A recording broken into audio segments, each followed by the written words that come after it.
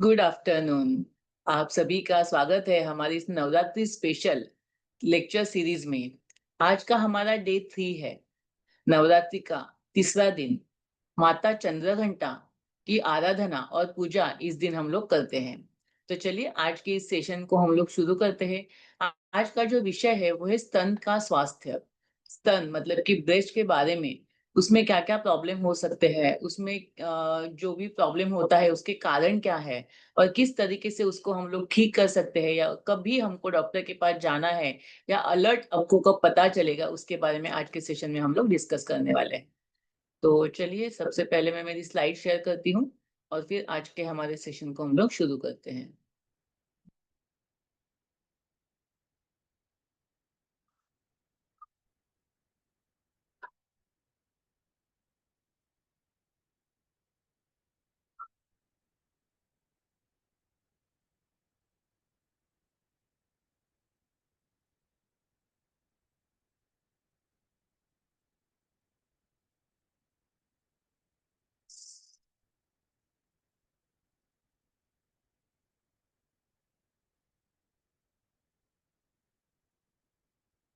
Yes, तो आज का जो विषय है वो है स्तन का स्वास्थ्य और उसकी देखभाल।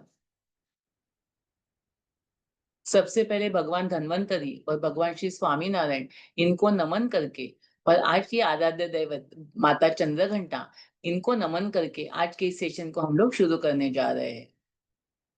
तो सबसे पहले हमको समझना है कि ये जो स्तन है, जो फीमेल बॉडी का एक इम्पोर्टेंट अंग है, रिप्रोडक्टिव सिस्टम का भी एक अविभाज्य ऐसा अंग है। तो उसकी थोड़ी-सी एनाटॉमी, उसमें उसके का क्या कार्य होते हैं और किस तरीके से उसके कार्य जो होते हैं उसके साथ में कुछ प्रॉब्लम भी कभी-कभी उसकी ब्रेस्ट के रिलेशन में होते हैं, तो उसके बारे में डिस्कस करने वाले हैं। सबसे पहले तो एनाटॉमी ऑफ ब्रेस्ट। ब्रेस्ट जो है 15 से 20 ऐसे लोब्यूल्स से बनता है, मल्टीपल टिश्यूज उसके अंदर होते हैं, लोब्यूलेटेड टिश्यूज उसमें होते हैं।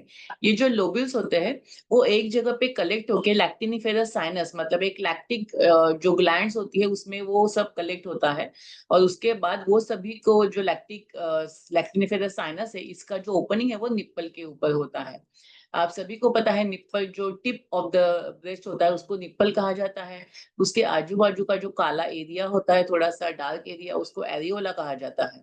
और ये जो ब्रेस्ट है उसका मेन फंक्शनिंग यूनिट अल्वियोलाई होता है, जो लोब्यूल्स का लास्ट पार्ट होता है, जो कि मिल्क प्रोडक्शन के लिए एक बहुत इंपॉर्टेंट पार्ट होता है। एपिथेलियल सेल्स जो है एल्वियोलाई की, वो मिल्क का प्रोडक्शन करते हैं, और मायो एपिथेलियल सेल्स जो है वो मिल्क को बाहर फेंकने के लिए, मतलब बाहर निकालने के लिए मदद करते हैं। इसी के साथ-साथ ब्रेस्ट के आजू-बाजू में, या ये जो लोब्यूल्स है उसके इन बिटवीन फैट टिश्यूज़ भी होते हैं, जो कि हम लोग चर्बी या फैट बॉडी के अंदर जो जमा होता है वो भी होता है। उसी के साथ-साथ मिल्क में उसी के साथ-साथ ये जो ब्रेस्ट होता है उसके अंदर जो लिम्फेटिक सिस्टम है उसके भी बहुत ज़्यादा एक बोलते हैं ना एक नेटवर्किंग होता है। ब्लड का नेटवर्किंग होता है, ब्लड वेसल्स होते हैं, आर्टरीज़ होती है, वेन्स होती है, और इस तरीके से ये ब्रेस्ट कार्य करता है, काम करता है। उसका मेन फंक्शनिंग क्या है वो आगे हम लोग देखने वाले हैं। तो ये जो ब्रेस्ट है इसके जो फंक्शनिंग है उसमें हार्मोन्स का बहुत इंपॉर्टेंट रोल है, क्योंकि बॉडी में जो भी हमारे कार्य हो रहा है वो हार्मोन्स की वजह से हो रहा है। तो ब्रेस्ट के जो फंक्शनिंग है उसके डक्टाइल से उसको उत्तेजित करने के लिए ईस्ट्रोजन नाम का हार्मोन मदद करता है। ईस्ट्रोजन क्या करता है, जो डक्टाइल्स को उत्तेजित करता है, और प्रसव के बाद जब हमको बोलते हैं ना उसकी ज्यादा जरूरत नहीं होती है तब वो कम हो जाता है, और तब प्रोजेस्टेरॉन बढ़ने लगता है। प्रोजेस्टेरॉन अल्वियोलाई को, लोब्स का आकार को बढ़ाता है, जिसकी वजह से मिल्क वहाँ पे जमा हो सके, हम लोग उसको स्टोर कर सके। और प्रोलैक्टिन जो हार्मोन है, यह गर्भावस्था के दरमियान ब्रेस्ट की जो टिश्यूज है उसमें वृद्धि करता है, ताकि वो ज्यादा मात्रा में जो मिल्क है उसका प्रोडक्शन कर सके। उसी के साथ-साथ प्रोलैक्टिन दूध का उत्पादन बढ़ाने के लिए मदद करता है, और ऑक्सीटोसिन ये जो हार्मोन है, उस मिल्क को निप्पल से बाहर निकालने के लिए मदद करता है। जब बच्चा मदर की ब्रेस्ट को सक करता है, निप्पल को सक करता है, तब ये दोनों हार्मोन एग्ज़ैक्टली एक साथ में काम करते हैं। प्रोलैक्टिन दूध को उत्पादन करने का काम करता है, और ऑक्सीटोसिन उस मिल्क को रिलीज़ करने का काम करता है। तो इस तरीके से ये कार्य हार्मोन्स की वजह से, इन सभी हार्मोन्स की वजह से होता है। अभी हम लोग समझेंगे कि ये जो स्तन है, फीमेल बॉडी का अविभाज्य अंग है, उसके क्या-क्या सामान्य कार्य है, कॉमनली उसके क्या फंक्शंस है। जैसे हमने देखा कि स्तनपान करना, गर्भवती जब होती है माता तो सभी को पता है उसके स्तन की साइज धीरे-धीरे बढ़ती है क्योंकि वो प्रिपरेशन होता है। डिलीवरी के बाद जो आने वाला बच्चा है उसका पोषण सही तरीके से करे, इसके लिए ब्रेस्ट में चेंजेस हो जाते हैं, हार्मोनल चेंजेस हो जाते हैं बॉडी के अंदर और ब्रेस्ट टिश्यूज़ में भी बदलाव होता है, जिसकी वजह से डिलीवरी के बाद सही तरीके से बच्चे को दूध मिले, सही मात्रा में दूध मिले, इसके लिए तैयारी तभी से हो जाती है। और डिलीवरी होने के बाद, प्रसूता होने के बाद वह माता अपने बच्चे को सही तरीके से स्तनपान करा सकती है। ये उसका इम्पोर्टेंट कार्य है। उसी के साथ-साथ यौन क्रिया मतलब जो सेक्सुअल एक्ट्स है, उसके लिए भी जो ब्रेस्ट है वो बहुत ही इम्पोर्टेंट रोल प्ले करते हैं। स्टिमुलेशन के लिए, उत्तेजना करने के लिए, आनंद प्रदान करने के लिए ये स्तन या तो ब्रेस्ट मदद करते हैं। हार्मोन्स का उत्पादन करना, ये जो सभी हार्मोन्स है उसका बैलेंस करने के लिए उसको मेंटेन के लिए प्रोलैक्टिन हार्मोन, ऑक्सीटोसिन हार्मोन को सिक्रीट करने के लिए भी ब्रेस्ट का मोस्ट इम्पोर्टेंटली रोल होता है। उसी के साथ-साथ ये वसा का भंडारण है मतलब फैट टिश्यू, एडिपोज टिश्यू इसमें रहते हैं, जो कि हमारी बॉडी का एक स्टोरेज सिस्टम है। फैट जो है एनर्जी में कन्वर्ट हो सकता है कभी भी, तो वो एक वसा का भंडारण, एक स्टोरेज है कि जिसमें फैट टिश्यू मेंटेन होते हैं, स्टोर होते हैं। शरीर की सुरक्षा करने का काम भी ब्रेस्ट की वजह से होता है, क्योंकि ब्रेस्ट में जो टिश्यूज़ है वो कोई भी आघात डायरेक्टली हमारे बॉडी के अंदर के ऑर्गन्स मतलब हार्ट या लंग्स उसको ना हो और ब्रेस्ट टिश्यू का रक्षण करना या लोब्यूल्स का रक्षण करने का भी काम ये जो सराउंडिंग एडिपोज टिश्यू है, फैट टिश्यूज़ है वह करती है। और उसके बाद में जो इम्पोर्टेंट है कि महिलाओं के शरीर को आकार देने का काम। एक सही फिगर हर एक महिला को लगता है कि मेरी फिगर बहुत अच्छी हो, सही हो। तो वो फिगर एक फीमेल बॉडी का स्ट्रक्चर मेंटेन करने के लिए, सुंदरता बनाए रखने के लिए भी ये ब्रेस्ट मदद करते हैं। उसका एक इम्पोर्टेंट वह कार्य है। अभी स्तन में जो भी बीमारियां होती है या जो प्रॉब्लम्स होते हैं, उसके सामान्यतः कारण क्या होते हैं? क्या रीजंस होते हैं जिसकी वजह से ये प्रॉब्लम्स किसी भी महिलाओं को हो सकते हैं? सबसे इम्पोर्टेंटली हार्मोनल बदलाव। जभी भी शरीर में कुछ भी किसी भी वजह से हार्मोन्स में अप्स एंड डाउन्स होते हैं या हार्मोनल चेंजेस होते हैं, उसके कारण ब्रेस्ट में भी इम्पैक्ट होता है। बहुत सारी महिलाओं को ब्रेस्ट में गांठें बनती है या ब्रेस्ट में से स्राव आता है। ये जो कुछ भी कॉम्प्लिकेशन ब्रेस्ट के रिलेटेड होता है उसका इम्पोर्टेंट कारण हार्मोनल बदलाव यही होता है। उसी के साथ साथ स्तन में संक्रमण होना मतलब इन्फेक्शन होना। There are also multiple reasons की जिसकी वजह से स्तन की जो सेल्स है या ये जो लोब्यूल्स है वो स्वेल्ड हो जाते हैं, वहां पे इन्फ्लेमेशन हो जाता है, जिसकी वजह से ब्रेस्ट में हार्ड टेंडरनेस, टच करने पे भी दर्द होना, ऐसे सब तकलीफें हो सकती है। कुछ जो दवाइयाँ हैं उसके साइड इफेक्ट के रूप में भी स्तनों में बदलाव होता है।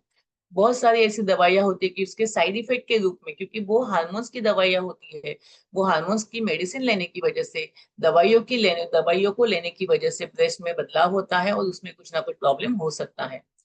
कुछ चोट लगने से या कुछ गांठें आने से, कभी-कभी ट्रॉमा होता है ऊपर से गिरने से या कुछ कभी-कभी चलते समय या कुछ बहुत बड़ा एक ट्रॉमा या चोट अगर ब्रेस्ट के एरिया में लगती है, तो उसकी वजह से भी स्तन रिलेटेड प्रॉब्लम्स या कॉम्प्लिकेशंस डेवलप हो सकते हैं। मोस्ट इम्पोर्टेंट कॉम्प्लिकेशन जो कॉमनली पाया जाता है वो है अवरुद्ध दुग्ध ग्रंथियां।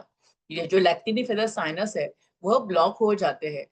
खासकर स्तनपान करने के टाइम पे जो डिलीवरी होने के बाद प्रसूति होने के बाद का जो समय होता है, जो समय माता अपने बच्चे को दूध पिलाने का कार्य करती है, उस वक्त कभी कभी अगर दूध सही तरीके से नहीं निकला या अति प्रमाण में दूध का उत्पादन हो गया और उसकी वजह से उत्पत्ति हो गई और उसके वजह से वो दूध वहां पे एक्यूमुलेट हो जाता है, ज्यादा मात्रा में वहीं पे रहता है, बाहर निकल के नहीं आता है और वो दूध वहां पे जम जाता है, जिसकी वजह से ये मिल्क के जो गांठें हैं वो ब्रेस्ट के अंदर बन जाती है। बहुत इंपॉर्टेंट है ये रीजन, इसके लिए ब्रेस्ट फीडिंग के टाइम पे मदर को अच्छी तरीके से गाइडेंस देना, किस तरीके से आपको फीडिंग कराना चाहिए, किस तरीके से मिल्क को बाहर निकालना चाहिए, ये सभी तरीके का गाइडेंस ब्रेस्ट जो स्तनपान करने वाली माता है उसको देना आवश्यक होता है। नहीं तो वो दूध वहां पे जम जाता है, क्योंकि कुछ कुछ महिलाएं ऐसी होती है कि एक ही साइड से दूध पिलाती है, दूसरे साइड से दूध नहीं पिलाती है, तो उसकी वजह से भी ऐसे प्रॉब्लम हो सकता है। और या तो दोनों थोड़ा थोड़ा दोनों साइड से दूध पिलाती है, जिसकी वजह से सिर्फ स्टार्टिंग का जो लिक्विड वाला पार्ट है वही बच्चे को मिलता है, बच्चे का भी पोषण नहीं होता है और मिल्क ब्रेस्ट के अंदर जमा होने से दूध की गांठें भी बन सकती हैं। नेक्स्ट जो कारण है वो है कैफीन का अति मात्रा में सेवन। कॉफी, चाय, इस तरीके के जो उत्तेजक पदार्थ है, कैफीन युक्त पदार्थ है, उनका सेवन करने से भी स्तन रिलेटेड प्रॉब्लम हो सकते हैं। एंड जो कॉमनली और एक देखा जाता है, गलत साइज की ब्रा। जो सही ब्रा हमको पहननी है, अगर वो सही तरीके से या हमारे बॉडी के हिसाब से सही नहीं है, उससे बहुत अच्छी तरीके से हमारे ब्रेस्ट को सपोर्ट नहीं मिलता है, तो उसकी वजह से भी ब्रेस्ट रिलेटेड प्रॉब्लम्स और बाकी के भी अलग अलग प्रॉब्लम्स डेवलप हो सकते हैं। और जो ब्रेस्ट के रिलेटेड जैसे हमने देखा, उसी का थोड़ा पिक्चर फॉर्म में मैंने डाला है कि हार्मोन्स थेरेपी, जो हार्मोन्स की मेडिसिन लिए जाते हैं, या बर्थ कंट्रोल पिल्स। बहुत बार लड़कियों को, आजकल यंग लड़कियों को भी ऐसे आदत होती है कि एमसी गणपति है या दिवाली है या कुछ फंक्शन है, ऐसे छोटे छोटे कारण के लिए हार्मोन्स के पिल्स लिए जाते हैं एमसी को आगे या पीछे करने के लिए। उसका भी एक साइड इफेक्ट होता है कि ब्रेस्ट में ऐसे कुछ ना कुछ प्रॉब्लम हो सकता है। या हार्मोन थेरेपी दी जाती है कभी कभी पीसीओडी के पेशेंट में, उसकी वजह से भी कॉम्प्लिकेशन के रूप में स्तन में प्रॉब्लम हो सकता है। उसी के साथ साथ इन्फेक्शन होने की वजह से, इन्फेक्शन किसी भी वजह से हो सकता है, तो वो इन्फेक्शन की वजह से भी ब्रेस्ट में मास्टाइटिस डेवलप हो सकता है।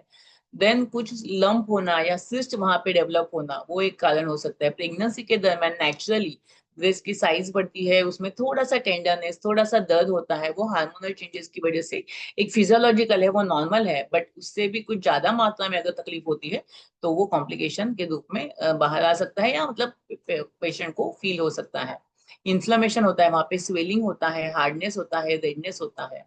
एंटी डिप्रेसेंट मेडिसिन, ऐसे कुछ मेडिसिन होते हैं कि जो एंटी डिप्रेसेंट होते हैं, वो मेडिसिन लेने की वजह से भी ब्रेस्ट टिश्यूज में या बॉडी के अंदर जो हार्मोनल चेंजेस होते हैं उसकी वजह से ब्रेस्ट टिश्यू एबनॉर्मली बिहेव करते हैं, और ये कॉम्प्लिकेशंस, कुछ ना कुछ कॉम्प्लिकेशन ब्रेस्ट रिलेटेड हो सकते हैं।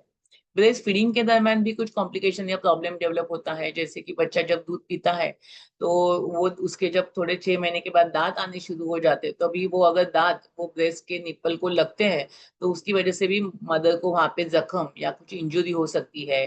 कितने मदर को क्रैक निपल होता है, कितने लोगों को इन्वर्टेड निपल होता है, जो सही तरीके से बच्चा मुंह में पकड़ ही नहीं पाता है। सो ये ब्रेस्ट फीडिंग के दरमियान ये सब प्रॉब्लम्स पता चलते हैं, या हम लोग नोट डाउन करते हैं, तो उससे उसको भी ब्रेस्ट फीडिंग के दरमियान, जैसे हमने बोला कि दूध की गांठें होना, ये भी उसी वजह से हो सकता है।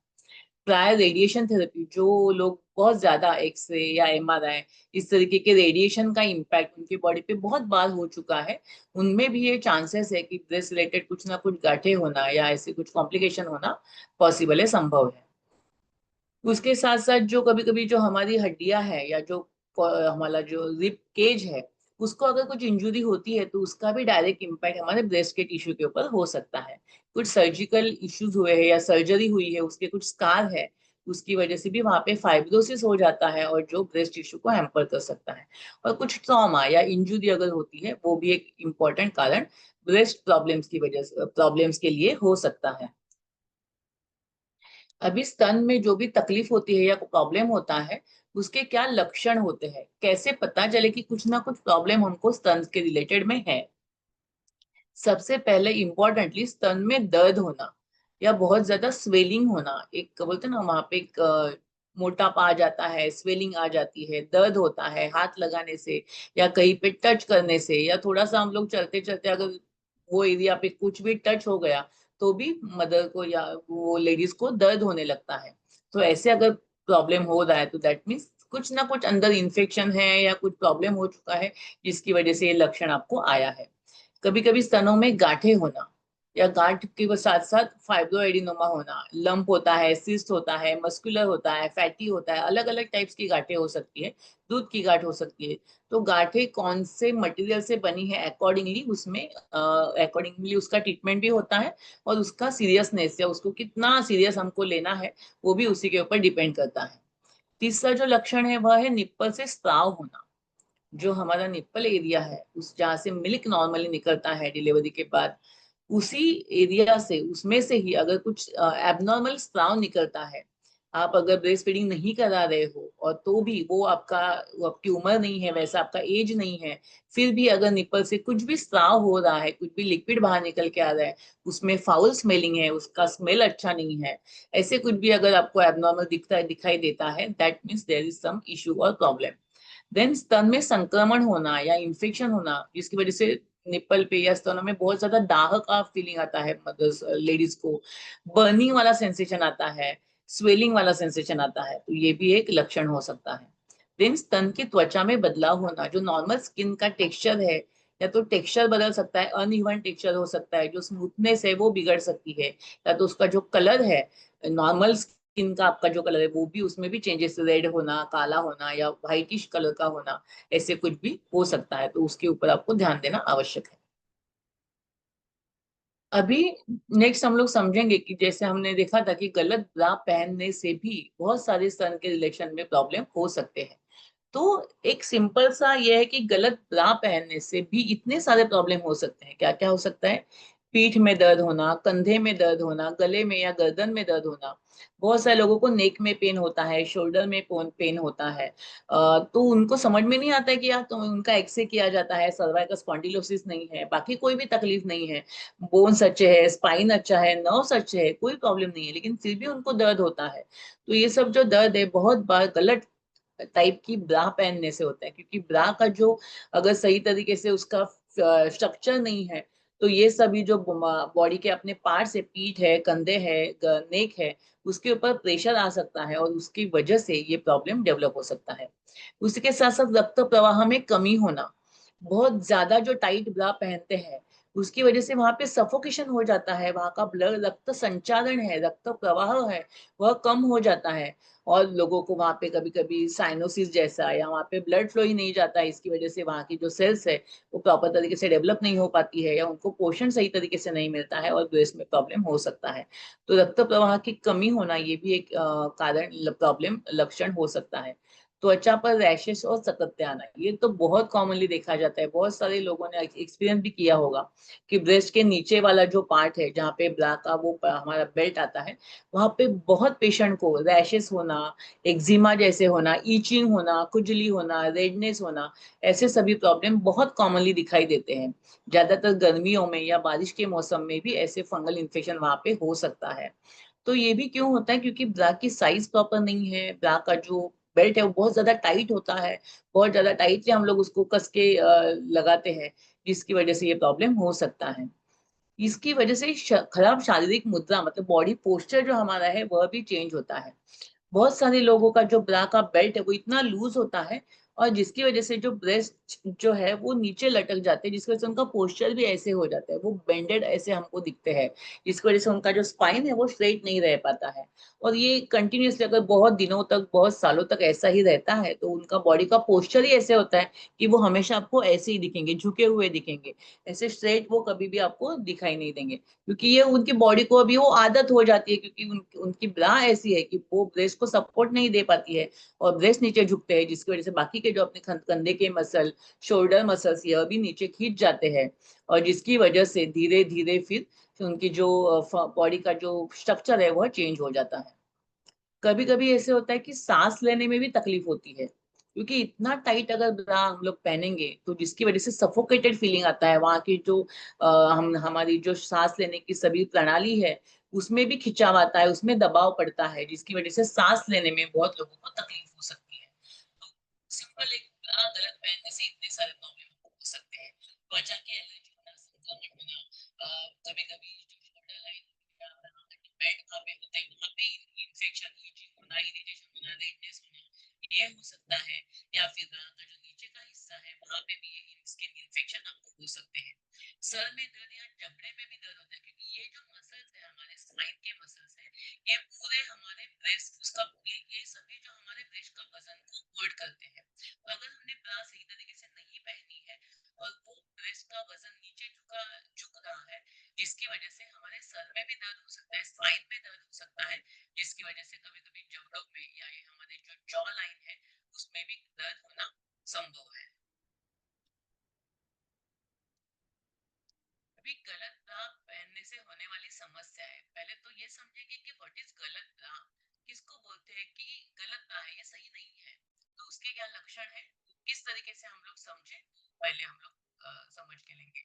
तो ये जो पहला पिक्चर यहाँ पे हमने दिखाया है, आपको आप देख सकते हो, तो उसमें जो है ना, ये जो ब्रेस्ट है पूरी तरीके से लटक रहे हैं। इसको देखो आप, नीचे की साइड पे उसको बिल्कुल भी सपोर्ट नहीं है, जिसकी वजह से क्या हो रहा है, ये शोल्डर के मसल्स, यहाँ के जो आर्म है वो सब नीचे की तरफ झुक रहा है, क्योंकि ये उसको नीचे की तरफ खींचने का काम करता है।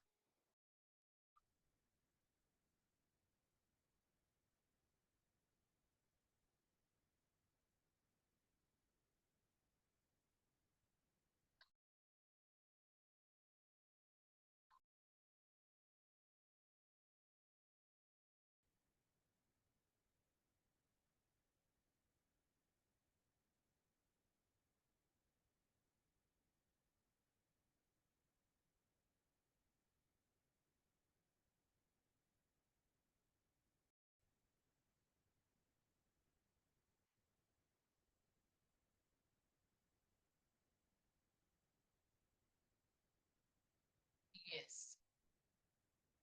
तो ये जो पिक्चर यहाँ पे दिखाया है, जिसमें कि जो ब्रा का आपने देखा होगा कि वो ब्रेस्ट को सपोर्ट नहीं कर पा रहा है, जिसकी वजह से शोल्डर के मसल्स, हमारे क्लैविकल वाला एरिया, आर्म का एरिया, ये सब नीचे की तरफ झुका हुआ दिखाई दे रहा है, जिसकी वजह से क्या हो रहा है, वो जो स्पाइन है या जो पूरा सर्वाइकल एरिया है, वो नीचे की तरफ झुकने की वजह से पीठ में दर्द होना, कंधों में दर्द होना, नेक में पेन होना, ये सब प्रॉब्लम हो सकता है।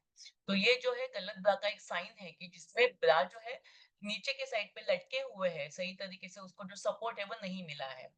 दूसरा जो उसका एक लक्षण है, या एक हम लोग जिसको समझ सकते हैं ये सही तरीके से ब्रा नहीं पहनी है, या उसका मीनिंग है कि जो साइड आर्म है आपके, आर्म्स के नीचे का हिस्सा है ब्रेस्ट का, वो अगर बाहर आ रहा है, वो अगर लंप ऐसे बाहर लंपी लंपी एरिया वहां पे दिख रहा है, दैट मीन्स ये ब्रेस्ट को सही तरीके से कवर अप नहीं किया गया है, जिसकी वजह से भी ये सब प्रॉब्लम हो सकते हैं, जो बाकी के मैंने बोला, सांस लेने में तकलीफ होना, या कभी कभी गांठें वहां पे डेवलप होना, दर्द होना, ये सब प्रॉब्लम हो सकता है। तीसरा एक लक्षण है कि जो अंदर वाला पार्ट है, वहां से भी ब्रेस्ट टिश्यू ऐसे बाहर निकल के आते हैं। ब्रेस्ट को सही तरीके से ब्रा ने प्रॉपरली कवर अप नहीं किया है, तो उसकी वजह से ये प्रॉब्लम या ये हमको दिखाई देता है। तो अगर ऐसा हो रहा है, तो भी ये आपकी जो ब्रा है वह गलत है, ये आपको समझना है। दूसरा, ये जो ब्रा है अगर अच्छी तरीके से ब्रेस्ट को चिपकी नहीं है, वहां पे गैप है, बहुत बार हम लोग पेशेंट को बोलते हैं कि वहां पे आप देखिए कि वो सपोर्ट बॉडी पे बराबर से चिपकी हुई है कि नहीं है। अगर वैसे नहीं है, दैट मीन्स जो ब्रा का साइज है वो सही तरीके से नहीं है, कुछ ना कुछ गलती आप कर रहे हो, जिसकी वजह से आगे जाकर ब्रेस्ट रिलेटेड प्रॉब्लम्स या बाकी के भी प्रॉब्लम्स आपको हो सकते हैं। तो सही तरीके की ब्रा कैसी होनी चाहिए, ये जो पिक्चर में दिखाया है, पूरा जो ब्रेस्ट का एरिया है वो कवर अप हुआ है, आर्म के साइड से या साइड से भी कुछ भी लंप बाहर नहीं आया है, पूरी तरीके से जो मसल है हमारे ब्रेस्ट के जो टिश्यूज है, वो इस ब्रा के कप के अंदर पूरी तरीके से समाये हुए, अच्छी तरीके से उसको कवर अप किया गया है, इस तरीके से। और उसका जो सपोर्ट है, कंधा भी देखो सही तरीके से सीधा है, कहीं पे भी बेंड किया हुआ नहीं है, और ब्रेस्ट भी है लटके हुए नहीं, वो लिफ्टेड है, ऊपर अपर के साइड पे लिफ्ट किए हुए है। ऐसा अगर है, तो दैट मीन्स ये जो सब ब्रा है आपने जो पहनी है वो सही तरीके से आपने पहनी हुई है, ये आप समझ सकते हो।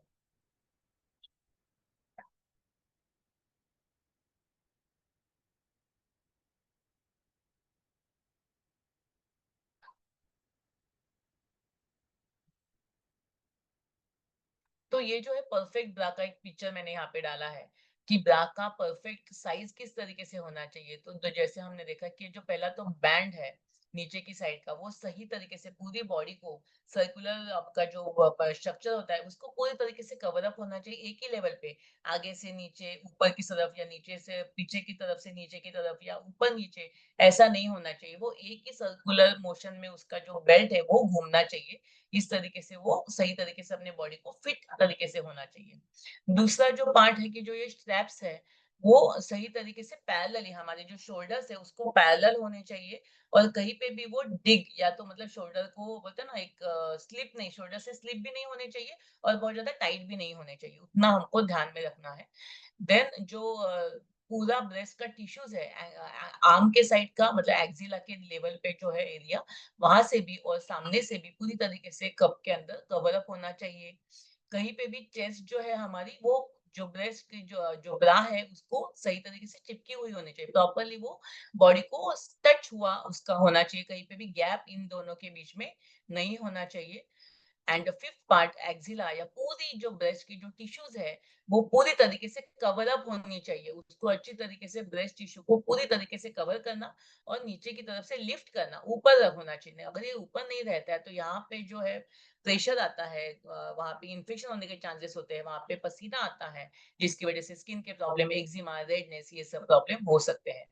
तो ये जो आइडियल ब्रा है इस तरीके से आपको चुननी है, उसको फाइंड आउट करना है कि किस तरीके से हमारी बॉडी के लिए आपको ये फिट वाली अच्छी वाली ब्रा आपको फाइंड आउट करना आवश्यक है।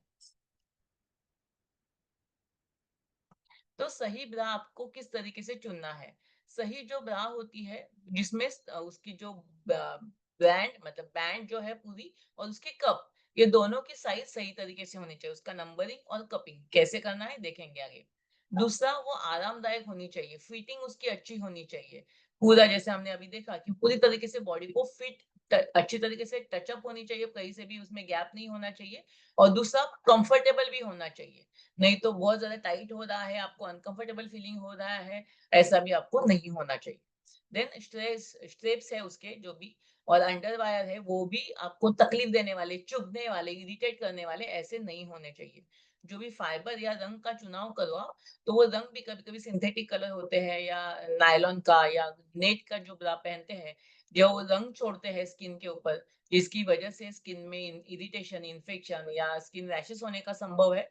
और उसके साथ-साथ स्किन में इन्फेक्शन या वहाँ पे इरिटेशन की वजह से एक कॉन्टैक्ट डर्मेटाइटिस ऐसी जो बीमारी है वो भी हो सकती है। तो इसके लिए सही तरीके से ब्रा चुनना आवश्यक है। अभी ब्रा की साइज़ किस तरीके से आप डिसाइड कर सकते हो? सबसे पहले तो हम लोग जब मार्केट में जाते हैं तो हम उसको एक साइज बताते हैं, मेरी साइज है 34, 32, 30, 36 व्हाटएवर। तो ये जो साइज है मतलब क्या, ये बैंड साइज है, ये जो चेस्ट वाला एरिया है, नीचे का जो ब्रा का पट्टा जहाँ पे होता है, बेल्ट जहाँ पे होता है, वो जहाँ पे हम लोग बांधते हैं या उसको जहाँ पे टक करते हैं, उसकी जो लेंथ है, अगर आपको एक मेजरिंग टेप आपने लिया और उसको सही तरीके से आगे से लेके पीछे तक, पीछे से लेके आगे तक ऐसे आपने काउंट किया कि अपना आपका जो ये बैंड साइज है, पूरे आपके चेस्ट के नीचे वाला ये जो हिस्सा है वो कितना है, अगर आप उसको सेंटीमीटर में काउंट करते हो तो आपको पता चलेगा कि वो इंचेस में या सेंटीमीटर, नॉर्मली इंचेस में काउंट किया जाता है। तो वो 32 है, 31 है, 33 है, वो आपको एक नंबर मिलेगा। So that is your band size, that is your bra size. उसी साइज की ब्रा एक साइज आगे पीछे हो सकता है अगर किसी का मतलब, क्योंकि वो हमेशा इवन साइज में ही ब्रा आपको मार्केट में मिलते हैं। आपकी साइज में भी 31 हो सकती है, 33 हो सकती है। तो अगर 33 है तो आप 34 या फिर 32 की भी ब्रा यूज कर सकते हो। उसके साथ साथ जो बस्ट साइज मतलब जो निप्पल वाला एरिया है, वहां से थोड़ा ये टेप को ऊपर की साइड में लेके जाना है एक्सिला की तरफ, और ये निप्पल वाला एरिया है वहां से आपको मेजरिंग करने हैं आपकी, इसको बोलते हैं बस्ट साइज। तो ये जो बस्ट साइज आपकी कितनी है वो भी आपको काउंट करना है। बैंड साइज और बस्ट साइज नॉर्मली वेरिएशन होता है, एक या दो का, या तो कभी कभी ज्यादा का भी, depend on your breast tissue, breast की साइज के हिसाब से। अगर आप एक एग्जांपल हम लोग लेंगे तो किसी की बैंड साइज जो है वो 30 है और बस्ट साइज जो है अगर 32 है, दैट मीन्स इन दोनों में 30 एंड 32, इसमें कितना गैप हुआ, दो का गैप हुआ। तो ये जो गैप है ये आपकी कप की साइज को नोटिफाई करता है। कप की साइज को नोटिफाई कैसे करेगा, तो 1 2 3 4 is equal to ABCD size of cup. तो वन, एक का डिफरेंस है दैट मीन्स आपको ए साइज का कप लेना चाहिए, अगर दो का डिफरेंस है दैट मीन्स आपको बी साइज का कप लेना चाहिए, अगर तीन का डिफरेंस है, ये बैंड साइज 30 है और बस्ट साइज 33 है, दैट मीन्स आपको सी टाइप का कप लेना चाहिए। और अगर बैंड साइज में और बस्ट साइज में 4 का गैप है, 4 का डिफरेंस है, तो आपको जो कप है वो डी साइज का लेना चाहिए। तो 30D इस तरीके से आपको जो ब्रा है वो चुननी या मार्केट से ऑर्डर करनी आवश्यक है। तो ये डिफरेंस अगर आप मार्केट में ABCDEFG बहुत अच्छे तरीके से कप मिलते हैं, क्योंकि बहुत लोगों की बस्ट साइज कम होती है लेकिन ब्रेस्ट की साइज ज्यादा होती है, कप साइज ज्यादा होती है, तो उनको बड़े कप लेना आवश्यक है ताकि पूरी ब्रेस्ट की जो टिश्यूज है कप के अंदर समा जाए, प्रॉपरली उसको सपोर्ट दे सके। तो दैट इज द वे कि इस किस तरीके से हम लोग एग्जैक्टली अपनी बॉडी के हिसाब से कौन सी ब्रा को हमको चुनना है ये आपको समझ के लेना है। एक बार सिंपली फिर से बताती हूँ। आपको पहले आपकी बैंड साइज, जो चेस्ट का नीचे वाला हिस्सा है, उसको मेजर करना है।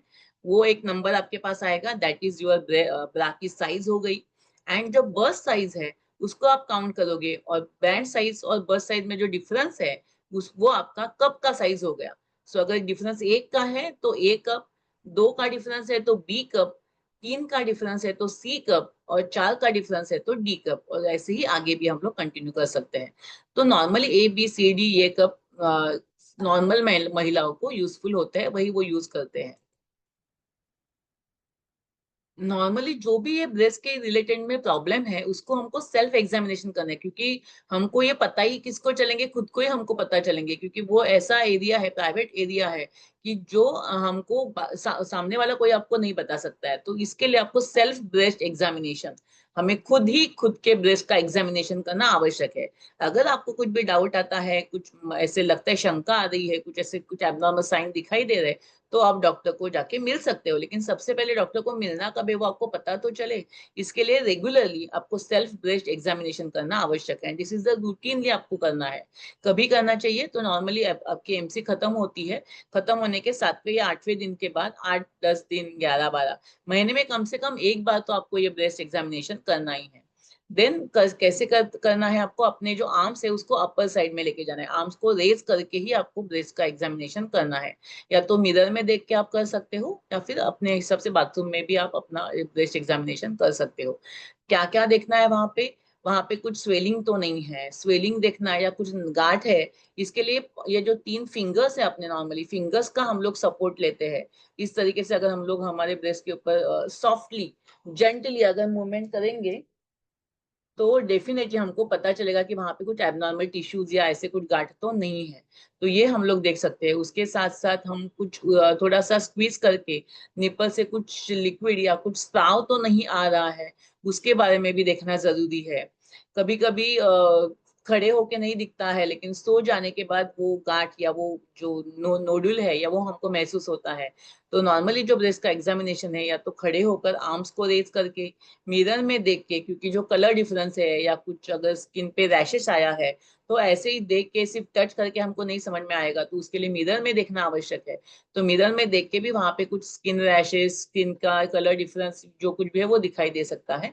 और लेट के मतलब सो के भी आप ब्रेस्ट का एग्जामिनेशन सही तरीके से कर सकते हो। तो इस तरीके से अगर आप ब्रेस्ट का एग्जामिनेशन करते हो और आपको कुछ भी एबनॉर्मल अपने ब्रेस्ट में नोटिफाई होता है, तो डेफिनेटली आपको अपने नजदीकी डॉक्टर को मिलना जरूरी है। क्या क्या देखना है आपको, कोई लंप है क्या, कोई गांठ है क्या, कोई एबनॉर्मल स्ट्रक्चर आपको फील हो रहा है क्या, वो स्मूथ गांठ है या इरेगुलर उसकी साइज आपको फील हो रही है, वो देखना है। निपल खींचे हुए है क्या, बहुत ज्यादा स्ट्रेच उसमें है, ऐसा कुछ है तो वो देखना है। डिम्पलिंग, वहां पे खड्डा हुआ, कभी कभी निप्पल या उसके आजू बाजू में खड्डा पड़ जाता है, एक गैप आ जाता है, वैसा कुछ है। या ड्रीपिंग है, निप्पल से कुछ स्राव आ रहा है, रेडनेस है, रैशेस है, या स्किन का जो कलर है वो चेंज हो चुका है, ये सभी चीजों को आपको ध्यान से देखना है, ऑब्जर्व करना है। और इसमें से कुछ भी अगर आपको एबनॉर्मल दिखाई देता है, तो जल्दी से जल्दी अपने नजदीकी जो डॉक्टर है, अपने गायनेकोलॉजिस्ट हो या आपके जो भी डॉक्टर हो, उनको आपको मिलना आवश्यक है। कब आपको डॉक्टर को दिखाना है, तो अगर 2 हफ्तों से अधिक समय तक आपको स्तन में दर्द है, पेन है, तो आपको डॉक्टर को मिलना आवश्यक है। स्तन में आपको गांठ है या मोटाई या कुछ ऐसे एबनॉर्मल स्ट्रक्चर महसूस हो रहे हैं, तो भी आपको डॉक्टर से मिलना है।